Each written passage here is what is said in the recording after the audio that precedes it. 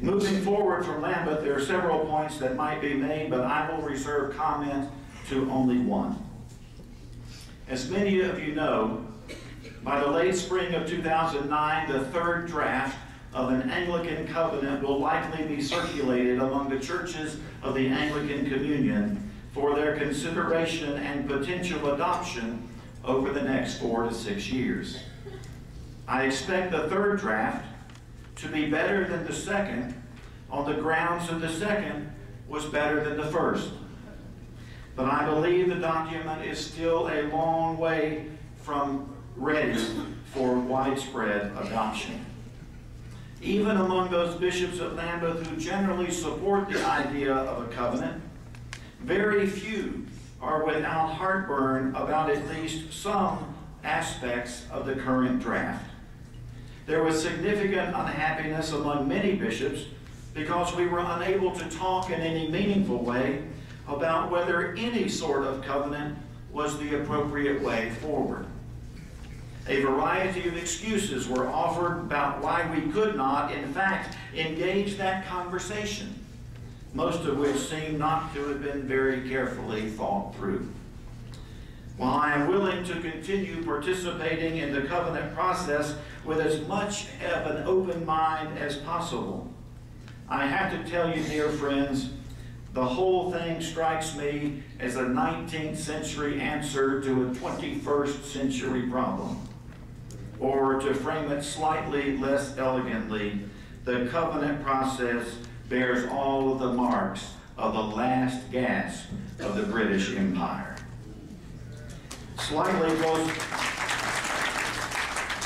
closer to home, I know that many of you have been keeping up with the news about the so-called departures of several dioceses from the Episcopal Church. I am deeply, deeply saddened by these actions. It is heartening, however, to discover that some who have left are already coming back because they have discovered that division nearly always breeds division. Others have discovered that they have taken actions against the church they love on the basis of the same sort of misinformation or disinformation I spoke of earlier. It already seems clear that the continuing Episcopal diocese possess strength and energy for mission. The short-term hurdles of diocesan reorganization, legal wrangling over property and resources, and new Episcopal elections will surely distract from the more important aspects of God's mission. But I am confident that those distractions will last only for a season. In time, these dioceses will rebuild and prosper in the work given to this church to do. If you were wondering why I seem so confident about these things, let me tell you.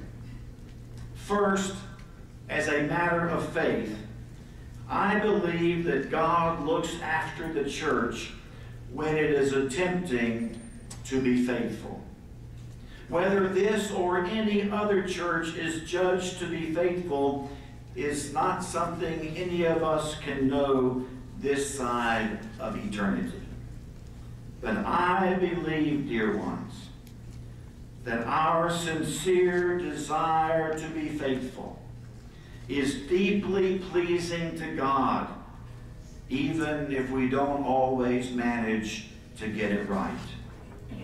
And, dear friends, I believe that the sincere desire of our church, all of our church, is to be deeply faithful, even if we're not always in agreement about what that looks like.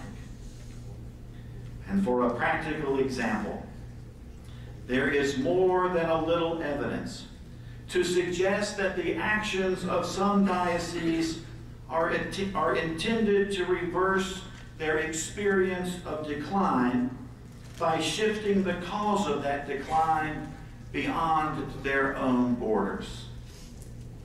Where that is the case, there is substantial data to suggest that the decline is less related to anything that the church-wide, the national church, may or may not have done, but precisely the opposite. The decline they have experienced would seem to have developed parallel with actions they have taken to distance themselves from the rest of us, to isolate themselves from the church-wide conversations, and self-limit their participation in the councils of the church. The continuing dioceses and their leadership, together with all those who have chosen to lead, will remain close to my heart and very much in my prayers.